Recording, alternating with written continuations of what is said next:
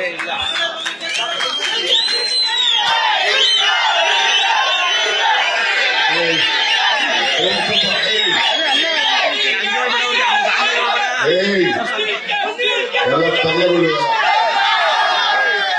ಹೆಂಗಸುಗಳೆಲ್ಲ ಮರ್ಯಾದೆ ಹೆಂಗ್ ಕೂತವ್ ನೋಡಿ. ಎಲ್ಲ ಸಾಯಂಕಾಲ ಆಗ್ಲೇ ಇಲ್ಲ, ಈಗ ಸ್ಟಾರ್ಟ್ ಆಗ್ತದೆ. ಸಾಯಂಕಾಲ ಆದ್ಮೇಲೆ ನಾವು ಬಂದು ಯಾರು ಕಿಚ್ಬಾರ್ದು, ಯಾರು ಕಿಚ್ಬಾರ್ದು. ನೋಡು ಅವ್ರು ದೇವ್ರ ಕೂತವ್ರು ಸುಮ್ಮನೆ ಇದೆ. ನಾನು ಎಷ್ಟು ಊರಿಂದ ಬಂದಿದ್ದು ಗೊತ್ತಾ ನಿಮ್ಗೆ? ಇನ್ನ ಎಷ್ಟು ಸಭೆ ಇದೆ ಗೊತ್ತಾ?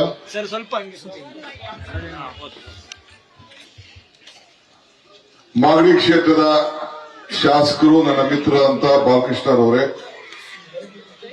ರಾಜೂರ್ ಅವರಿದ್ದಾರೆ, ರಮೇಶ್ ಇದ್ದಾರೆ, ನಾಗರಾಜ್ ಇದ್ದಾರೆ, ನಮ್ಮ ಮಹಿಳಾ ಕಾಂಗ್ರೆಸ್ನ ಎಲ್ಲ ಮುಖಂಡಗಳಿದ್ದಾರೆ, ನಟರಾಜ್ ಇದ್ದಾರೆ, ಎಲ್ಲ ಯುವಕರಿದ್ದೀರಿ, ತಾಯಂದಿರಿದ್ದೀರಿ. ಸ್ವಲ್ಪ ತಡವಾಗಿ ಬಂದಿದ್ದೀನಿ, ತಾವೆಲ್ಲ ಕ್ಷಮಿಸಬೇಕು. ಇನ್ನೊಂದು ಸಭೆ ಇತ್ತು ಆನೇಕಲಲ್ಲಿ, ತಪ್ಪಿಸ್ಕೊಂಡು ಸ್ವಲ್ಪ ಇರೋ ಎಲ್ಲ ತಪ್ಪಿಸ್ಕೊಂಡು, ನಮಗೂ ಗೊತ್ತು ಸಾಯಂಕಾಲ ಹಾಲು ಕರೆಯೋ ಟೈಮು ತೊಂದರೆ ಆಯ್ತದೆ, ಅದಕ್ಕೆ ಜಲ್ದಿ ಓಡಿ ಬಂದೆ, ಕ್ಷಮಿಸಬೇಕು. ಬಾಲಕೃಷ್ಣರವರು ವೀರಾವೇಶ ಗದೆ ಎಲ್ಲ ಬೀಸ್ತಾ ಇದ್ರು. ನಾನು ಗದೆ ಬೀಸುದಿಲ್ಲ, ನಿಮ್ಗೆಲ್ಲ ಕೈ ಮುಗಿದು ಏನ್ ವಿಚಾರ ಇದೆ ಅಂತ ಸತ್ಯ ಹೇಳ್ತೀನಿ ಅಷ್ಟೇ. ನಾವ್ ಯಾರ ಮೇಲೂ ದ್ವೇಷ ಮಾಡೋಂತ ಸಂದರ್ಭ ಇಲ್ಲ.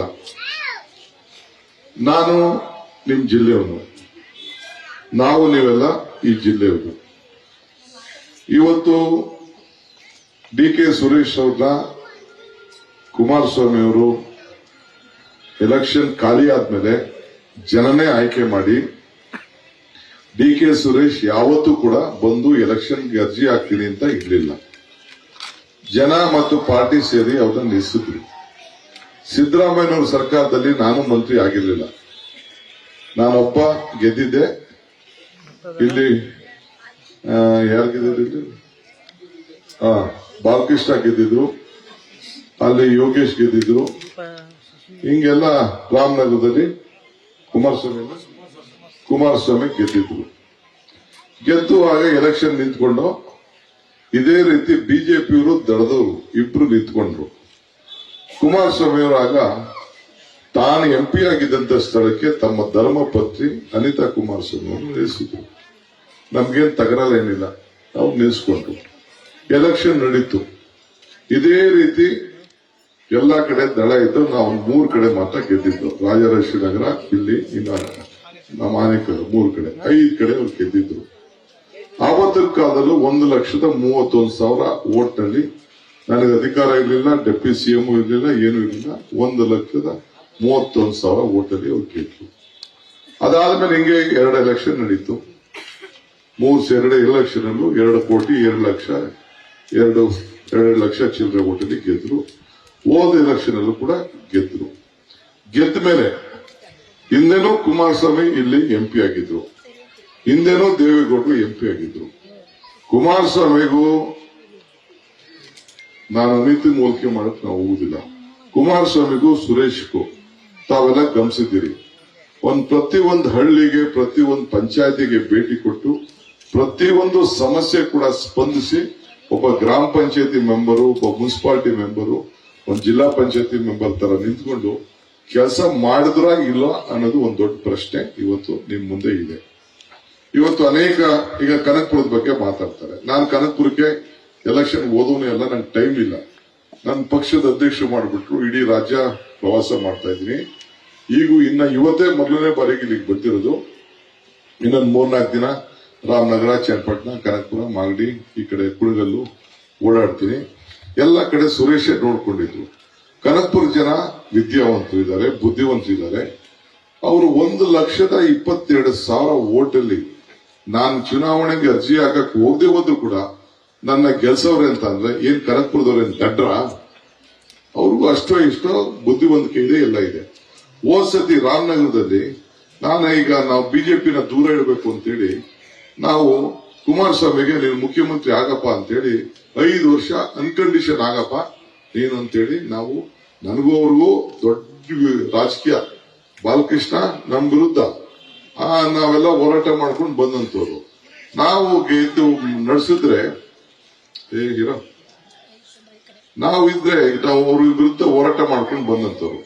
ಇರ್ಲಿ, ಬಿಜೆಪಿನ ದೂರ ಇಡಬೇಕು, ಜಾತ್ಯತೀತ ಪಾರ್ಟಿ, ನಮ್ ಜಾತಿ ಧರ್ಮ ಎಲ್ಲ ಬಿಟ್ಟು ಬಡವರು ಅಲ್ಪಸಂಖ್ಯಾತ ಎಲ್ಲ ಬೇಕು ಅಂತೇಳಿ ನೀನ್ ಆಗಪ್ಪ ಅಂತೇಳಿ ನಾವು ಅವಕಾಶ ಮಾಡಿಕೊಟ್ಟು ಅದನ್ನ ಅವ್ರ ಕೈಲಿ ಉಳಿಸ್ಕೊಳಕ್ ಆಗ್ಲಿಲ್ಲ.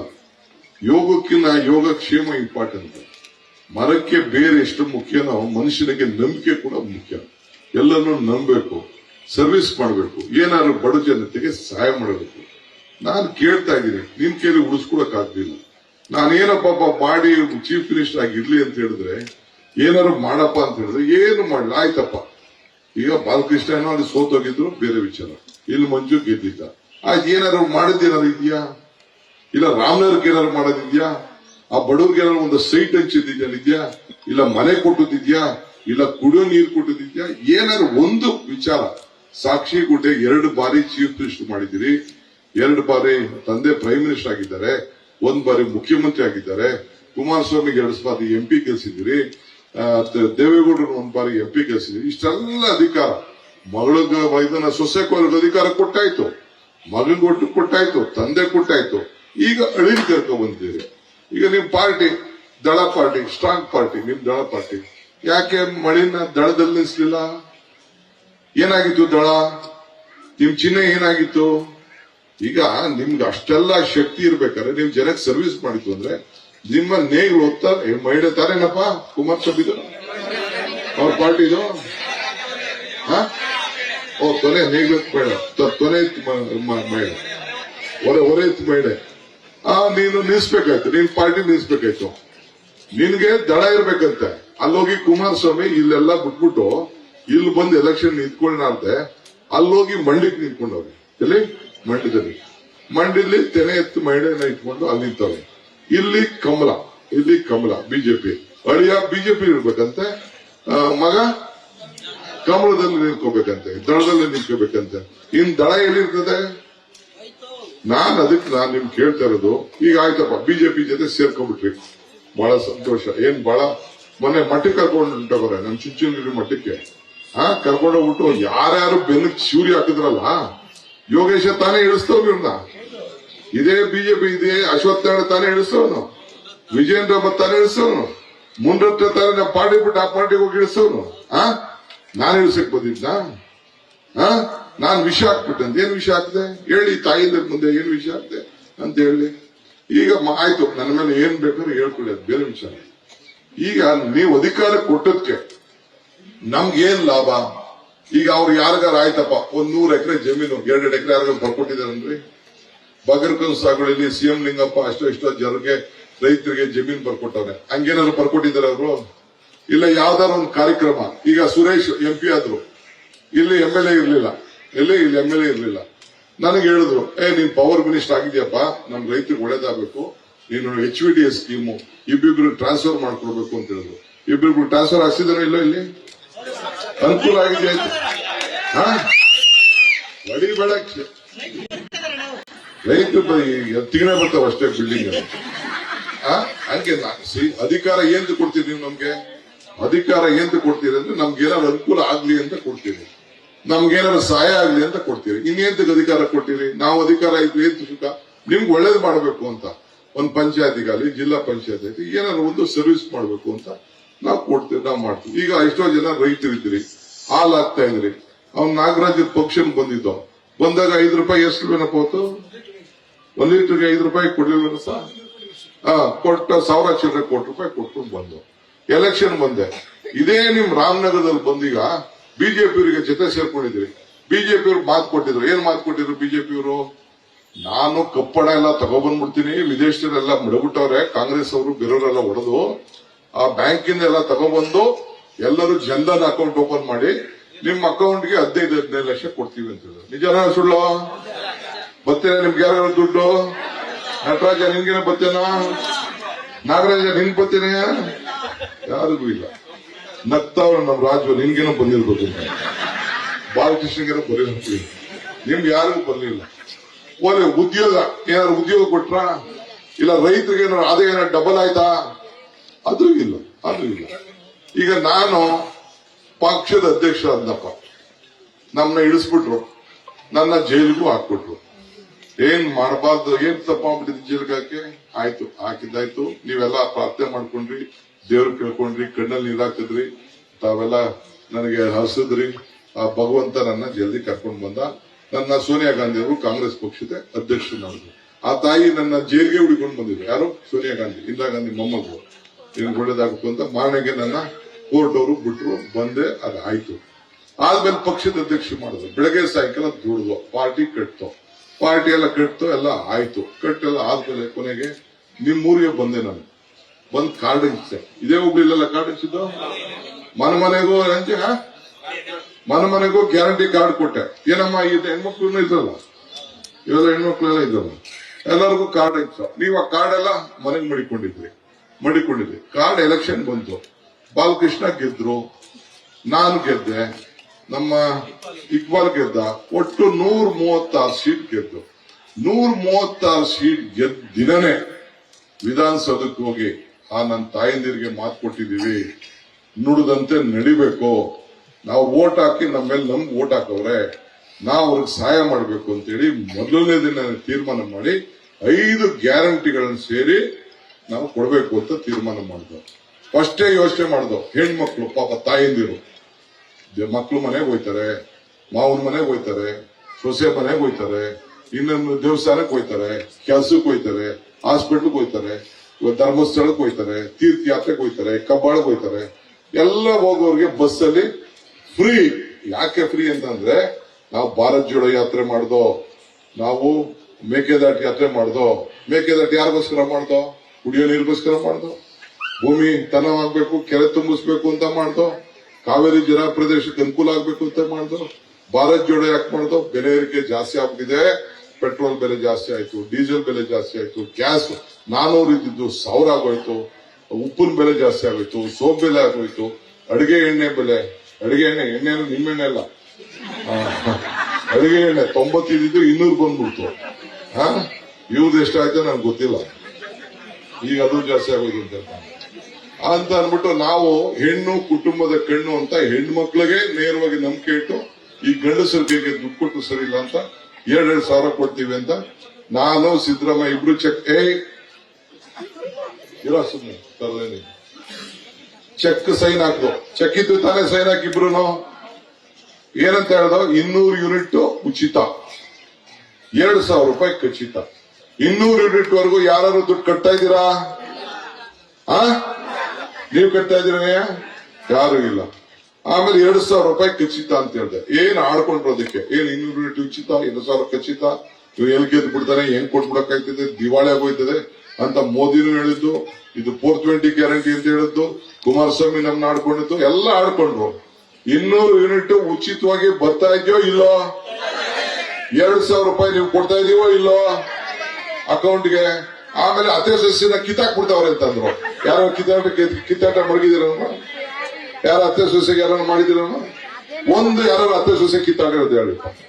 ಯಾರು ಇಲ್ಲ. ಮೊನ್ನೆ ನಾನು ನೋಡಿದೆ, ಪಾಪ ಉಗಾದಿ ಹಬ್ಬದ ದಿನ ಯಾರೋ ನನ್ನ ತಾಯಿ ಇದನ್ನ ಫ್ರಿಜ್ ಹಾಕ್ಬಿಟ್ಟು ಫ್ರಿಜ್ಗೆ ಹೂವು ಹಾಕ್ತಾವ್ರೆ.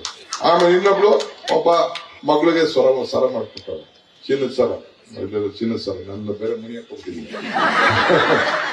ಮಣಿ ಹಾಕೊಬಿಟ್ಟಿದ್ದೀನಿ. ಚಿನ್ನ ಇತ್ತು ಕಿತ್ತಾಡ್ಬಿಡ್ತಾರಲ್ಲ, ಅದಕ್ಕೆ ಹೋಯ್ತಾ ಬರ್ತಾ ಕೈ ಹಾಕ್ಬಿಡ್ತಾರೆ ಅಂತ ಹಾಕೊಂಡಿದ್ದೀನಿ. ಹೆಂಗ್ ಹೇಳಿರಿ ಹುಡುಗರುಗಳ ಬಹಳ ಕಷ್ಟ. ಹಾಕೋಬಿಟ್ರು. ಆಮೇಲೆ 5 ಕೆಜಿ 10 ಕೆಜಿ ಅಕ್ಕಿ 5 ಕೆಜಿ ಅಕ್ಕಿ ಕೊಡ್ತಾ ಇದ್ದೋ, ಯಡಿಯೂರಪ್ಪ 7 ಕೆಜಿ ಭತ್ತ ಕೊಡ್ತಾ ಇದ್ದೋ, ಯಡಿಯೂರಪ್ಪ 5 ಕೆಜಿ ಇಳಿಸ್ಬಿಟ್ರು. ಆಮೇಲೆ ಬೇಡ 10 ಕೆಜಿ ಬೇಕು ಅಂತ ಕೊನೆಗೆ 10 ಕೆಜಿ ಕೊಡಿದ್ರು. ಆಮೇಲೆ ಡೆಲ್ಲಿಯವ್ರು ಕೊಡ್ಲಿಲ್ಲ, 5 ಕೆಜಿ ಅಕ್ಕಿ ಕೊಡ್ಲಿಲ್ಲ. ಯಾಕೆಂದ್ರೆ ಅಕ್ಕಿ ಎಲ್ಲ ಕಲೆಕ್ಟ್ ಮಾಡೋದೆಲ್ಲ ಡೆಲ್ಲಿ ಕೇಳೋದಿಕ್ಕಾರ. ಅದಕ್ಕೆ ಈಗ ಬಾಲಕೃಷ್ಣ ಇವ್ರನ್ನೆಲ್ಲ ಕೇಳಿದೆ ನಾನು, ಇವ್ ನಮ್ಮ ಇಕ್ಬಾಲ್ ಎಲ್ಲ ಏನೇ ಮಾಡೋದು ಅಂತ. ಹಣ ದುಡ್ಡೇ ಕೊಟ್ಬಿಡಿ ಅವ್ರಿಗೆ ಅಂತ ಅಂದ್ರು. ಸೊ 34 ರೂಪಾಯಿ ಫಿಕ್ಸ್ ಆಗಿತ್ತು ಅಲ್ಲಿ ಬೆಲೆ. ಸೊ 34 ರೂಪಾಯಿ ಎಕರೆ ಇದು 1 ಕೆಜಿಗೆ ಅಂತ 5 ಕೆಜಿ ದುಡ್ಡು. ಮನೇಲಿ 3 ಜನ ಇರ್ಲಿ 4 ಜನ ಲೆಕ್ಕ ಹಾಕ್ಬಿಟ್ಟು ಅಕೌಂಟ್ ದುಡ್ಡು ಬರ್ತಾ ಇದೆ ಇಲ್ಲೋ? ಯಾರು ಅದಕ್ಕೆ ಏಜೆಂಟ್ ಏನಾದ್ರು ಲಂಚ ಪಂಚ ಕೊಡ್ತಾ ಇದೀರಾ ಬಾಲಕೃಷ್ಣಗೆ? ಏನಿಲ್ಲ. ಒಂದ್ ಕಡೆ ಫ್ರೀ ಕರೆಂಟ್, ಒಂದ್ ಕಡೆ 2,000 ರೂಪಾಯಿ, ಇನ್ ಕಡೆ ಬಸ್ ಚಾರ್ಜ್, ಇನ್ನೊಂದ್ ಕಡೆ ಅಕ್ಕಿ, ಇನ್ನೊಂದ್ ಕಡೆ ಹುಡುಗರುಗಳಿಗೆ ಯಾರ ಕೆಲಸ ಇಲ್ಲ ಅವ್ರಿಗೆ 3,000 ರೂಪಾಯಿ, ಗ್ರಾಜುಯೇಟ್ಗಳಿಗೆ 3,000, ಡಿಪ್ಲೊಮಾ ಈ 5,000 ಕೊಡ್ತಾ ಇದೀವಿ. ಈ 5,000 ದುಡ್ಡು ಒಟ್ಟು ಹೆಚ್ಚು ಕಮ್ಮಿ ಒಂದು ಕುಟುಂಬಕ್ಕೆ ವರ್ಷಕ್ಕೆ ತಿಂಗಳಿಗೆ ಬರ್ತಾ ಇದ್ರೆ, ಈ ಕುಮಾರಸ್ವಾಮಿ ಮೊನ್ನೆ ಏನ್ ಹೇಳ್ತಾರೆ, ನನ್ನ ತಾಯಂದಿರೆಲ್ಲ ದಾರಿ ತಪ್ಪಿಟ್ಟವ್ರಂತ. ಯಾರು ದಾರಿ ತಪ್ಪಿದಾರೆ? ಏನ್ ದಾರಿ ತಪ್ಪವ್ರಂದ್ರೆ ಏನ್ ಅರ್ಥ? ಒಬ್ಬ ಯಾರು ಸಂಸಾರಸ್ಥ ಮಾತಾಡೋ ತಾಯಂದಿರ ಮನೆಗಳಲ್ಲಿ ನಾವು ಬಡವರು ಬದುಕಕ್ಕೋಸ್ಕರ ಕೊಡ್ತಾ ಇದೀವಿ. ಕಷ್ಟ, ಬೆಲೆ ಏರಿಕೆ ಜಾಸ್ತಿ ಆಗೋಯ್ತು, ಪೆಟ್ರೋಲ್ ಬೆಲೆ ಜಾಸ್ತಿ ಆಗೋಯ್ತು, ಬಸ್ ಚಾರ್ಜ್ ಬೆಲೆ ಜಾಸ್ತಿ ಆಗೋಯ್ತು, ಏನೋ ಅಷ್ಟೋ ಇಷ್ಟೋ ನಾವು ಅದರಿಂದನೇ ನೀವು ಸಂಸಾರ ಮಾಡ್ತೀರಿ ಅಂತಲ್ಲ. ಏನೋ ಒಂದು ಎಣ್ಣೆಗೆ ಬತ್ತಿ ಕಾಸಾರು ಕೊಟ್ಟಾಗೆ ನಾವೇನೋ ಒಂದು 5-6 ಸಾವಿರ ಕೊಡ್ತಾ ಇದೀವಿ ಜನಕ್ಕೆ. ನೀವು ಅಧಿಕಾರ ಇರೋದೇಂದಕ್ಕೆ? ನಿಮ್ ಸಹಾಯ ಮಾಡಕ್ ಅಧಿಕಾರ ಇದೆ. ಆಯ್ತಪ್ಪ, ನೀನ್ ಎರಡ್ ಸತಿ ಚೀಫ್ ಮಿನಿಸ್ಟರ್ ಆಗಿದ್ದೆ, ನಮ್ ಗೌಡ್ರು ಒಂದ್ಸತಿ ಪ್ರಧಾನಮಂತ್ರಿ ಆಯ್ತು, ಚೀಫ್ ಮಿನಿಸ್ಟರ್ ಆಯ್ತು, ನೀನ್ ಇಲ್ಲಿ MLA ಆಗಿದ್ದೆ, MP ಆಗಿದ್ದೆ. ನೀನ್ ಏನಾದ್ರು ಇಂಥದ್ ಒಂದು ಕೆಲಸ ಮಾಡಿದ್ರೆ ಹೇಳಪ್ಪ, ಇವತ್ತೇ ಈ ಮೈಕ್ ಬಿಸಾಕ್ಬಿಟ್ಟು ಹೊರಡ್ತೀನಿ. ಒಂದು ಯಾವ್ದಾದ್ರು ಊರಿಗೆ, ಅದ್ಯಾವುದೋ ನಮ್ಮ ಶಿವಸಮುದ್ರ ತವ ಅಲ್ಲಿ ನೀರು ಸುರೇಶ್ ಹುಡುಕಿ ಸತ್ಯಗಾಲ ನೀರು ತಂದೆ, ನಾನ್ ತಂದೆ ಅಂತೆ. ಆ ಸತ್ಯಗಾಲ ನೋಡಿದಾರೆ ಇವರು? ನಮ್ಮ ಮಂಜ ನೋಡಿದ್ದಾನೆ? ಸತ್ಯಗಾಲ ಗೊತ್ತಿಲ್ಲ. ನಮ್ ಊರ್ ಪಕ್ಕ ಇರೋದು, ನಾವು ನೀರ್ ತತ್ತಾ ಇರೋದು, ನಮ್ಗೆ ಗೊತ್ತಿದೆ ಅದು. ನಾವೇನೋ ಜನಕ್ಕೆ ಅನುಕೂಲ ಆಗ್ಲಿ ಅಂತ ನಾವೇನೋ ಮಾಡ್ತಾ ಇದ್ರಿ. ಈಗ ಹಳ್ಳಿಗೆ ಈಗ 2-3 ಪಂಚಾಯತಿ ಸೇರಿ ನಿಮ್ಗೆ ಗೊತ್ತಿಲ್ಲ, ನಮ್ ಜನ ಬೆಂಗಳೂರಿಗೆ ಹೋಗೋದು, ಬಿಡದಿಗೆ ಹೋಗೋದು, ಇದಕ್ಕೆ ಇವತ್ತು ರಾಮನಗರ್ಗೆ ಹೋಗೋದು ತಪ್ಪಿಸ್ಬೇಕು, ಮಾಗಡಿ ಹೋಗೋದು ತಪ್ಪಿಸ್ಬೇಕು ಅಂತ ಹೋಬಳಿ ಮಟ್ಟ, ಪಂಚಾಯತಿ ಮಟ್ಟದಲ್ಲಿ ಈಗ ನಾವು ಸ್ಕೂಲ್ ಮಾಡಿಸ್ತಾ ಇದ್ವಿ, ಕಾನ್ವೆಂಟ್ ಸ್ಕೂಲು. ಈಗ ನಾನೇ ಹಳ್ಳಿಗೆ ಬೆಂಗಳೂರು ಬಂದದ್ದು ಏಂತಕ್ಕೆ ಬಂದೆ? ಓದಕ್ಕೋಸ್ಕರ ನಮ್ಮಪ್ಪ ಕರ್ಕೊಂಡು ಬೆಂಗಳೂರು ಸೇರಿಸ್ಬಿಟ್ರು. ಹಳ್ಳಿಲಿ ಒಳ್ಳೆ ಸ್ಕೂಲ್ ಇದ್ರೆ ನಾನು ಅಲ್ಲೇ ಇರ್ತಿದ್ದೆ. ಅದಕ್ಕೋಸ್ಕರ ಯಾರು ತಂದೆ ತಾಯಿದ್ರೆ ಪಾಪ ಇನ್ನೇನು ತಂದೆ ತಾಯಿಗೆ ಏನ್ ಆಸೆ? ನನ್ನ ಮಗನ್ಗೆ ಒಂದ್ ಒಳ್ಳೆ ವಿದ್ಯಾಭ್ಯಾಸ, ನನ್ನ ಆಸ್ತಿ ಕೊಡಕ್ಕಾಗದೆ ಹೋದ್ರು ಒಂದ್ ಒಳ್ಳೆ ವಿದ್ಯಾಭ್ಯಾಸ ಕೊಡಬೇಕು ಅಂತ ಮಕ್ಳಿಗೆ ಆಸೆ, ತಂದೆ ತಾಯಿಂದಿರ ಆಸೆ. ಇನ್ನೇನು ಆಸೆ ಇಲ್ಲ. ಒಂದ್ ಒಳ್ಳೆ ಕೆಲಸ ಸಿಕ್ಲಿ, ಒಂದ್ ಒಳ್ಳೆ ವಿದ್ಯಾಭ್ಯಾಸ ಆಗ್ಲಿ, ಇನ್ನು ಇರೋ ಆಸ್ತಿಲೇ ಹೆಂಚಕ್ಕಾಗುದಿಲ್ಲ ಅಂತ ಅಂದ್ಬಿಟ್ಟು ಪಾಪ ವಿದ್ಯಾಭ್ಯಾಸ ಕೊಡಬೇಕು. ಅದಕ್ಕೆ ನಾವು ಈಗಾಗಲೇ ನಮ್ ತಾಲೂಕಲ್ಲಿ, ಎಲ್ಲಾ ತಾಲೂಕಲ್ಲೂ ಕನಿಷ್ಠ 3 ಪಂಚಾಯತಿ ಸೇರಿ 7 ಕೋಟಿ ರೂಪಾಯಿ ಬಂಡವಾಳ ಹಾಕಿ, ಶಿವಣ್ಣ 7 ಕೋಟಿ ಬಂಡವಾಳ ಹಾಕಿ ಒಂದ್ ಸ್ಕೂಲ್ 10 ಕೋಟಿ ಆಯ್ತದೆ. ಒಳ್ಳೆ ಸ್ಕೂಲ್ನ, ಇಂಟರ್ನ್ಯಾಷನಲ್ ಮಾದರಿ ಸ್ಕೂಲ್ನ ಮಾಡಿ ಮಕ್ಕಳಿಗೆ ಇಲ್ಲೇ ವಿದ್ಯಾಭ್ಯಾಸ ಬರಬೇಕು, ಟೌನ್ ಹೋಗೋದು ತಪ್ಪಿಸ್ಬೇಕು ಅಂತೇಳಿ 3 ಪಂಚಾಯತಿ ಮಾಡ್ತಾ ಇದೀವಿ. ಇಡೀ ದೇಶದಲ್ಲಿ ನಾನು ಒಂದು ಹೇಳ್ತಾ ಇದ್ದೀನಿ ನನ್ನ ತಾಯಿಂದಿರಿಗೆ, ಇಡೀ ದೇಶದಲ್ಲಿ ಎಲ್ಲೂ ಕೂಡ ಇಂಥ ಯೋಜನೆ ಇಲ್ಲ. ನಮ್ಮಲ್ಲಿ ಪ್ರಾರಂಭ ಮಾಡಿದೀವಿ. ಇಡೀ ರಾಜ್ಯದಲ್ಲಿ 2,000 ಸ್ಕೂಲ್ನ ಆ ತರ ಮಾಡಬೇಕು ಅಂತ ಈ ಸಂದರ್ಭ ನಾವು ಹೊರಟಿದೀವಿ. ನಿಮ್ ಕೇಳ್ಬೇಕಾದ್ರೆ ನಿಮ್ ಹಾಲು ಜಾಸ್ತಿ ಕೊಟ್ಟು, ಅಕ್ಕಿ ಎಲ್ಲ ನಿಮ್ಮ ಬದುಕಿನಲ್ಲಿ ಬದಲಾವಣೆ ಮಾಡಬೇಕು ಅಂತ ನಾವು ಮಾಡ್ತೀವಿ. ಈಗ ಮಾಡಿದ್ವಿ, ಇದೇ ಮಾಡ್ಕೊಂಡು ಬಂದು ಈಗ ನೆಕ್ಸ್ಟ್ ಏನ್ ಬಂತು? ಈಗ ನಮ್ ಪಾರ್ಲಿಮೆಂಟ್ ಎಲೆಕ್ಷನ್ ಬಂತು. ಖರ್ಗೆ ಸಾಹೇಬರು, ಮಲ್ಲಿಕಾರ್ಜುನ್ ಖರ್ಗೆ ಅವರು ACC ಅಧ್ಯಕ್ಷರಾಗವ್ರೆ. ರಾಹುಲ್ ಗಾಂಧಿ ಅವ್ರು ಹೇಳವ್ರೆ ಕರ್ನಾಟಕದ ಒಳ್ಳೆ ಕೆಲಸ ಮಾಡಿದ್ವಿ. ಅವತ್ತು ಕೆಲವು ನೀವು ಹೆಣ್ಮಕ್ಳು ಬಂದಿದ್ರಿ, ಇವರೆಲ್ಲ ಕರ್ಕೊಂಡ್ ಬಂದಿದ್ರು.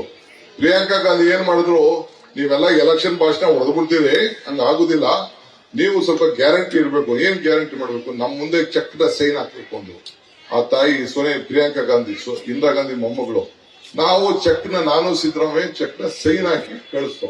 ನಿಮ್ ಕ್ಷೇತ್ರದಲ್ಲೇ ಬಂದು ನಾನು ಫಸ್ಟ್ ಹಂಚಿದ್ದು, ಇಡೀ ರಾಜ್ಯಕ್ಕೆ ಉದ್ಘಾಟನೆ ಮಾಡಿದ್ದೆ.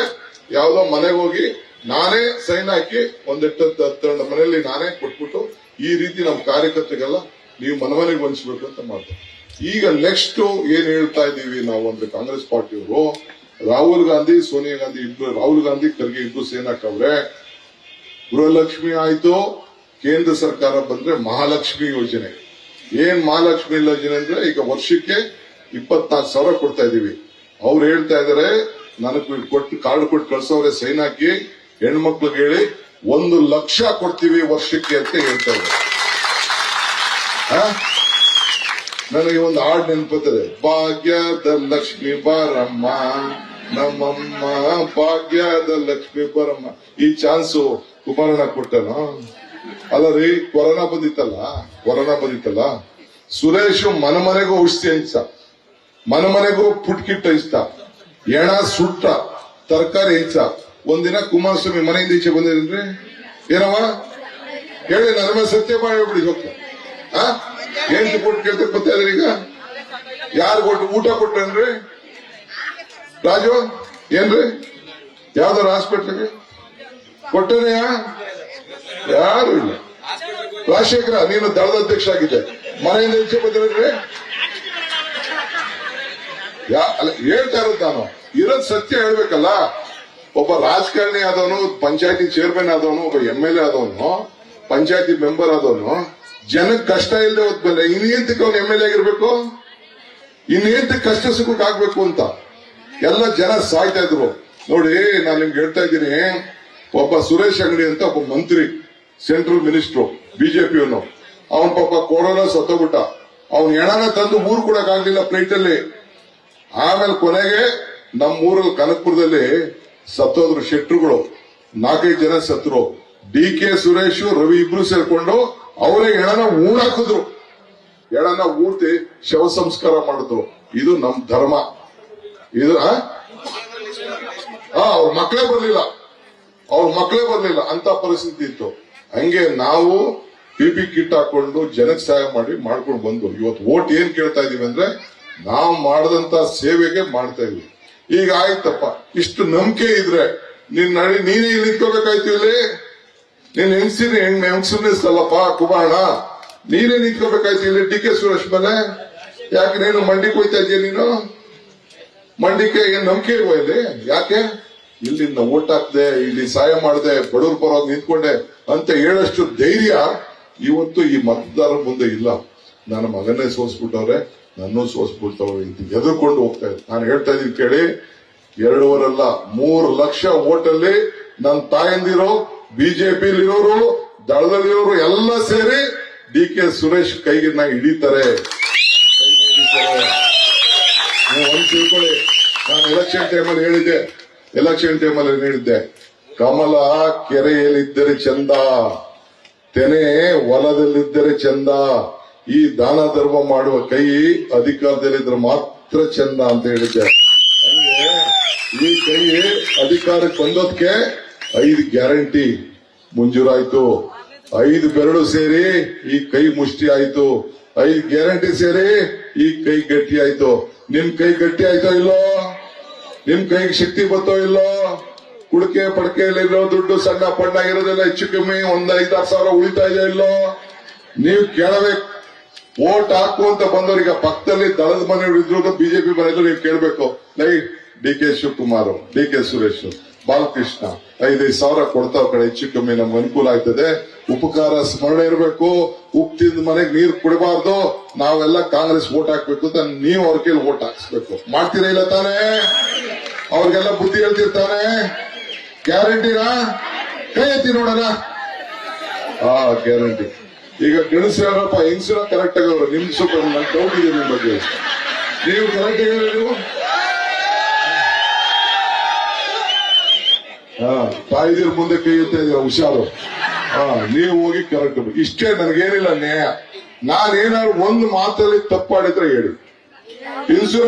ಈಗ ಇನ್ಸೂರೆನ್ಸ್ ಅಷ್ಟೇ 25 ಲಕ್ಷವರೆಗೂ ಇನ್ ಮುಂದಕ್ಕೆ ಯಾರು ಹಾಸ್ಪಿಟಲ್ ಬಿಲ್ ಕಟ್ಟಂಗಿಲ್ಲ. ಕಾಂಗ್ರೆಸ್ ಸರ್ಕಾರ ಬತ್ತು ಅಂತಂದ್ರೆ 25 ನೋಡಿ. ಈಗ ಕಳ್ಸ್ಕೊಡ್ತೀವಿ ನಾವು. ಒಂದ್ ಕಡೆ ಸಾಲ ಬಂದ ದಿನಕ್ಕೆ ನರೇಗಾ ಕೂಲಿ 400 ರೂಪಾಯಿ. ಆಮೇಲೆ ಕೇಂದ್ರ ಸರ್ಕಾರ ಯುವಕರಿಗೆ ಕೆಲಸ ಇಲ್ಲದವ್ರಿಗೆ 8,500 ವರ್ಷಕ್ಕೆ 1 ಲಕ್ಷ ರೂಪಾಯಿ ಟ್ರೈನಿಂಗ್ ಕೊಟ್ಬಿಟ್ಟು ಆ ರೀತಿ ಮಾಡ್ತಾ ಇದ್ವಿ ಕೇಂದ್ರದಲ್ಲಿ ಕಾಂಗ್ರೆಸ್. ನಾನೆಲ್ಲ ಕಡೆ ಹೋಗಿ ಬಂದೆ, ತಮಿಳುನಾಡು, ಕೇರಳ ಎಲ್ಲ ಟೂರ್ ಹೋಗಿ ಬಂದೆ. ಅಲ್ಲೆಲ್ಲ ಚೆನ್ನಾಗಿ ಬಂದಿದೆ. ಇನ್ನ ಉತ್ತರ ಕರ್ನಾಟಕಕ್ಕೆ ಆಮೇಲೆ ಎಲೆಕ್ಷನ್ ಆದ್ಮೇಲೆ ಹೋಗಿ ಬರ್ತೀನಿ. ಗ್ಯಾರಂಟಿ ಇದೆ. ನಿಮ್ ಸರ್ಕಾರ ಬರ್ತದೆ, ಬರ್ತದೆ. DK ಸುರೇಶ್ಗೆ ನೀವು ವೋಟ್ ಹಾಕೋದಲ್ಲ, ಒಬ್ಬೊಬ್ರು 4-4 ವೋಟ್ ಹಾಕ್ಸ್ಬೇಕು. ಆ ಕೆಲಸ ತಾವೆಲ್ಲ ಮಾಡ್ಬೇಕು ಅಂತೇಳಿ ಪ್ರಾರ್ಥಿಸಿ ನಾನು ಮಾತು ಮುಗಿಸ್ತೇನೆ. ಎಲ್ಲರಿಗೂ ನಮಸ್ಕಾರ. ನ್ಯೂಸ್ ಫಸ್ಟ್, ನಿರ್ಭೀತಿಯಿಂದ ನಿಮ್ಮ ಪರವಾಗಿ.